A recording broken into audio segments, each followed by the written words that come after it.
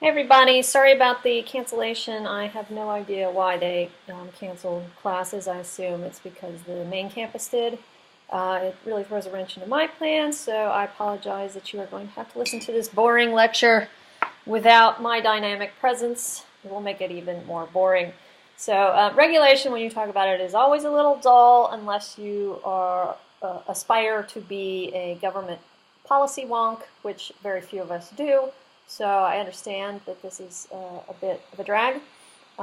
There is a lot of important information here, though, and a lot of terminology that you need to make sure that you understand. So, for example, you need to make sure that you can define the PCAN standard, that is the Public Interest, Convenience, and Necessity standard that was established in the Communication Act of 1934 and set the precedent for how the broadcast system, the television system anyway, would be governed.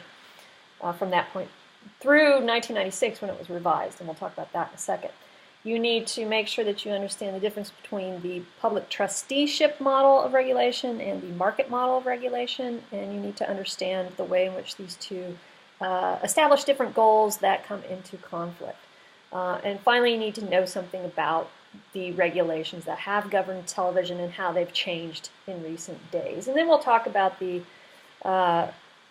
other stuff, I think, on the discussion board. Your big assignment is to watch It Hits the Fan episode of South Park, which you can get on Hulu. And you can sign up a week's free subscription if you need to gain access to that and you don't want to pay for it. You can sign up for that and then cancel it later. While you have it for a week, though, look at the syllabus and see if there's anything else you can watch while you're on there. Okay, so let's get going. So the Communication Act of 1934 established the regulations for television broadcasting policies, and basically it defined the airwaves as public property and established the FCC as a trustee to oversee the use of this property. So the FCC acts on our behalf to protect our interests in the way that the airwaves get used. The PCAN standard, PCAN stands for the Public Interest, Convenience, and Necessity, was a part of this law, and it effectively stipulated that the networks and television station owners had to keep us in mind when they were making their programming decisions. That is, the things that they were doing had to serve our interests, convenience, and necessity. One effect of this act was to create what we call a mixed system of broadcasting, so that the airwaves are technically owned by the public, but they are used by private corporations. Private corporations own the television stations. The FCC operates as our trustee to regulate that ownership. Right?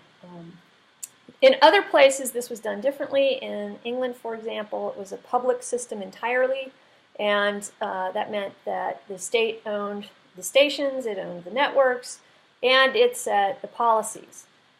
And of course, in places like Russia, the same thing held, but with a little more heavy-handedness. Right? In England, they established, the BBC was established as a separate corporation in the public sphere that is a part of government, but not beholden to the government. Right? In Russia, the government ran the networks. In America, private corporations run our networks. Okay, so there are different ways to set these things up. In the United States, we've had this mixture of public and private since 1934, actually since 1927 when the Radio Communications Act was first articulated. This act, with the mixed system, set up dueling goals. Right? On the one hand, you have public goals, that is the government's interests in broadcasting, which has to do with issues of education and information provision, enlightenment or moral uplift, fair and full representation of people and of their views, and really using the medium to produce a kind of national community or a feeling of national community. Like, these are all public goals that are in keeping with the government's interest, the public interest in communications. The corporations who run most of our communications, however, have different goals, and we've talked about some of these goals. Money, of course, notoriety or branding, right? Attention, and of course, power. Whoever controls the airwaves has a lot of influence over the way people think, and so power cannot help but enter into the equation here. And one of the ways in which we see the power of the private corporation is, as we discussed last week, in terms of the way that we think about commerce. Right? There's almost nothing on television that doesn't celebrate commerce or materialism. And that cannot help but influence the ways that we think about our lives. Okay, so we have these public goals really butting up against private goals in many cases, democratic goals versus commercial goals. And those tensions have been there since the beginning of television, and they've been worked out differently in different periods. But by and large, the corporations have won out over the people, particularly in recent times.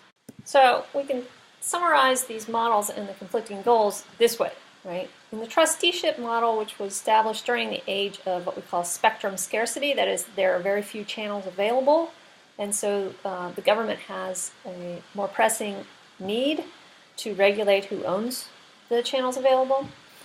When there are only a few options, it's really important to choose who gets control of those options, in other words. Under the trusteeship model, the public interest is defined as what the public needs to know to be good citizens.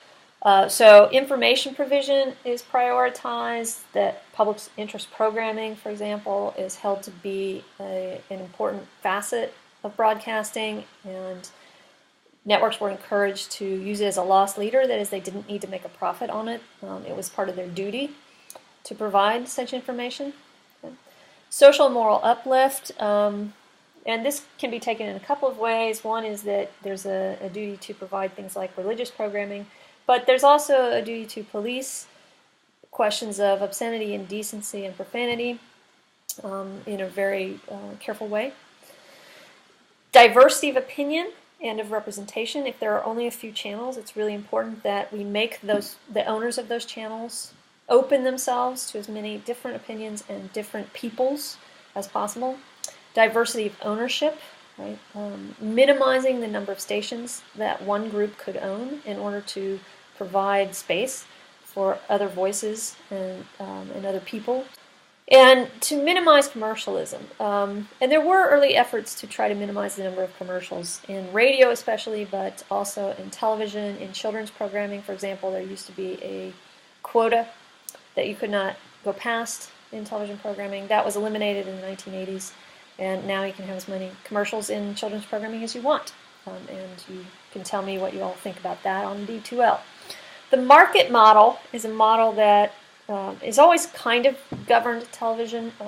That is, even when the FCC was acting as our trustee, it always tended to favor large corporations and to support their attempts to amass power. But it became the dominant model in the 1980s during that phase of deregulation that Holt talks about.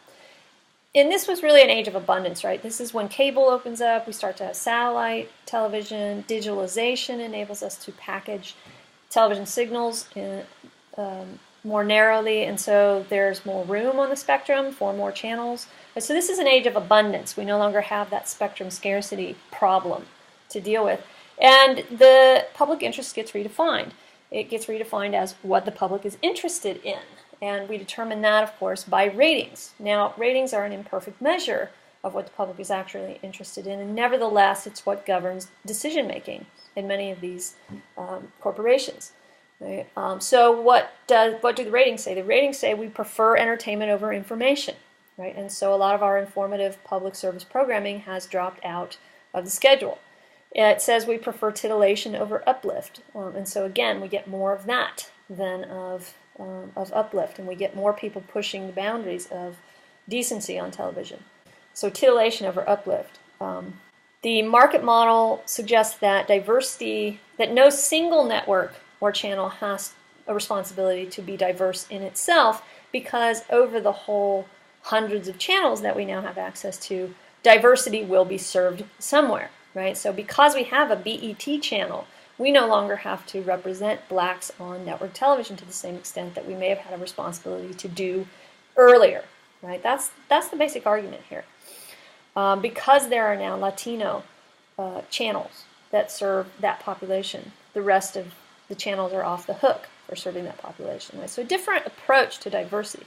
Same thing with news. Because we now have many news channels, right? Many 24-hour news channels. It's no longer as necessary for them to be fair and balanced as it might have once been, right? And so you have on the far right Fox News, and on the far left MSNBC and CNN, somewhere in between, but really sort of drifting to the right. And although many people think it drifts to the left, so maybe it is right in the middle. And networks struggle with the old model of balance, caught between these forces in cable news. Okay? So diversity, the idea and the market model is, will be served by the plethora of channels. No single channel has to, therefore, be very attentive to issues of diversity anymore. Okay. Ownership diversity also has gone by the wayside. The argument is that it is both unnecessary now that we have so many channels, there are so many more players. We don't need to regulate how many stations one group owns, for example. But it is also unfair because in other media's contexts, the corporations are being allowed to integrate vertically and horizontally. Why can't we do that in the television industry is effectively the argument here. And so in the 1980s, you see many of these ownership restrictions go bye-bye. Commercialism in the market model, of course, drives everything. Commercialism and ratings drive everything. It's all about numbers. And so this trusteeship model that had held roughly between 1934 and the 1980s, early 1980s, has subsequently given way to this market model. And we can see that if we look at the issues of regulation. Right? Now, the FCC, as a body, really oversees two kinds of regulation. One is about ownership and competition, right? The rules of who can own a station or network and how many. Right? And they also regulate content, and they have two ways to enforce this. One is through license granting and renewal. They could theoretically refuse to renew a station's license if it wasn't serving the public interest. Historically, they have never done that. I will talk about one case where a license was revoked and at the end of the 1960s for civil rights violations. But it was revoked by the Supreme Court, not by the FCC. So the FCC theoretically has this power, but they have literally never used it. And fines.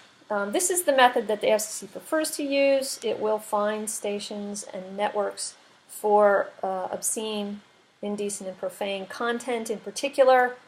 So this is how the FCC works. And if we look at the kinds of regulations they put in place, regulations are simply rules, right? They are rules by which business practices can happen. Right? So every business entity requires, every market requires rules. They all have regulations.